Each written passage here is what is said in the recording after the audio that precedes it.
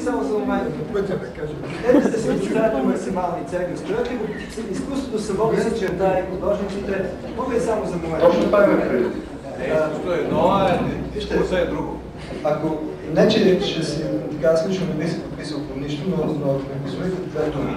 Значи, от една страна, факт е, че някой е бил норвежкото комисия или там някакви други са били достатъчно глупави да допуснат пари за недоработен проект. Това може би е факт. Не, в някакъв момент тия пари сигурно някъде ще почне да се харчат. Значи, могат да се седят нещата до две много прости думи.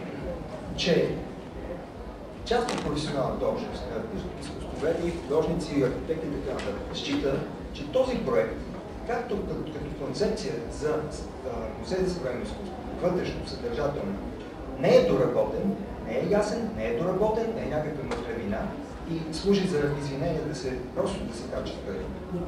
Това е едно. Второто е, че архитектурният проект се нуждае от конкурс. Значи аз бих казал така, изискване за доработка и конкурс. Две думи. И чел ли си становище да сам? Дай ми го вече да ще